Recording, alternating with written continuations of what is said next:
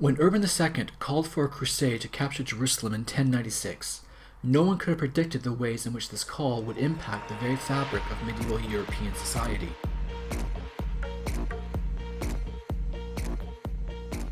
Richard I was an absentee monarch. Out of his 10-year reign, he only spent about 6 months in England. The rest of his reign was spent in the chivalric fantasy of winning back Jerusalem from the Muslims. Despite his absence, his reign would be responsible for ushering in far-reaching consequences for England's political development that could have not been foreseen when he left for the Holy Land in the summer of 1190. At his ascension to the English throne, Richard became one of the most powerful men in Europe. In addition to the English crown, Richard counted among his possessions the duchies of Normandy and Aquitaine.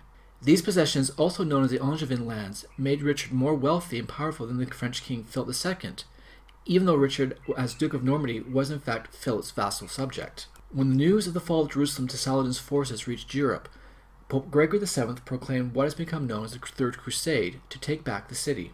King for only 3 months, Richard left for the Holy Land. The expedition proved to be a colossally expensive endeavor.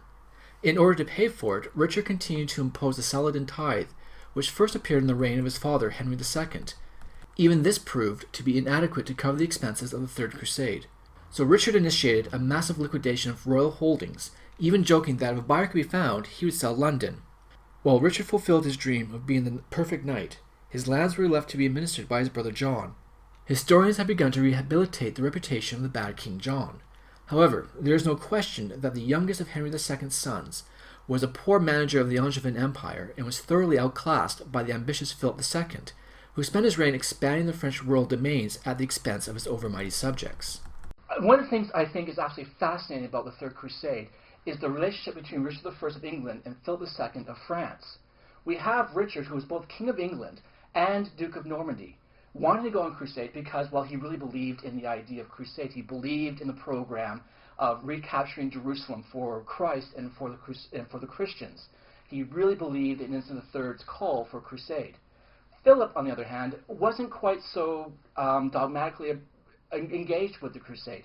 Philip was a much more practical monarch, much more interested and concerned about trying to expand Capetian power, expand the power of the French monarchy. And so we have then this really fascinating situation in 1191 where Richard, wanting to go on crusade, doesn't go on crusade, or at least delays going on crusade, because as long as Philip remains in France, he's suspicious of Philip's motives. And I think Richard was right to be suspicious of Philip II's motives, because Philip had already proven his ambitions to augmenting royal authority at the expense of his overmighty subjects. And so you have then the situation in the summer of 1191 where Richard and Philip agreed both to go on crusade so long as both leave at the same time, which they do. Now, it takes several months for them to get to the Holy Land, but once they're there, both Philip and Richard join forces to besiege the city of Acre, which was one of the major strongholds that the Muslims had retaken from the Crusader states, but also was the strategic point that the Christian Crusaders needed to take.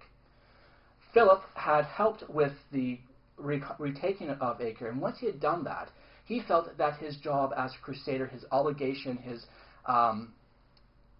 duty, as it were, was completed, that he fulfilled it, and therefore didn't need to spend any more time in the dusty deserts of Palestine, and so promptly left. This, of course, annoyed and angered Richard, who was, of course, concerned that once Philip had arrived back in France, that Philip would find ways of attacking Richard's domains in Normandy, which, of course, once Philip was in France, did so. In fact, one of the things that is very fascinating about this aspect of the Third Crusade is the impact it would have on English politics. Because once Philip began to encroach upon Norman lands again, John, Richard's brother who was left in charge, had proven unable to defeat Philip, or at least have been unable to prevent Philip from taking back Norman lands, which of course which would eventually lead to the Barons' Revolt, forcing John to capitulate on the Magna Carta, in a sense, tying the king's hands on the question of taxation.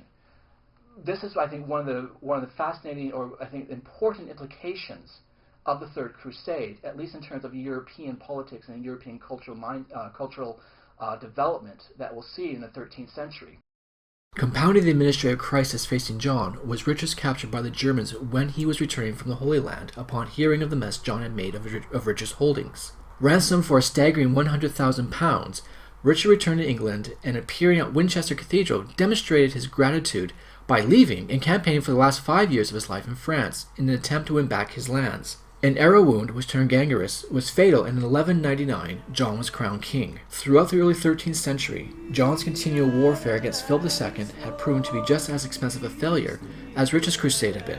Furthering John's problems was that he had been excommunicated by Pope Innocent III in 1209. With the loss of the Angevin lands to the French, and John quite literally on the outs with the church, the barons revolted in 1215, and at Runnymede forced the king to sign the Magna Carta. Far from being the urtext of English civil liberties, it was simply a demand that the king could not impose arbitrary taxes or summary justice on the nobility. To get around this, John turned cynically to the same pope who had excommunicated him and pledged to go on crusade. Extracting this vow, as well as being given the King of England as a papal fief, Innocent III lifted John's excommunication and pronounced John free from the demands of Magna Carta, regarding it as a treason against the king. When Richard left for the Holy Land, it would have been unthinkable that within 20 years, the Angevin Empire would be no more. Also unthinkable was the idea that the king's authority would be constrained by an embryonic parliamentary body. The Third Crusade failed to win back Jerusalem, but the ramifications on the development of England's political destiny coming out of the ruins of the Angevin Empire are incalculable.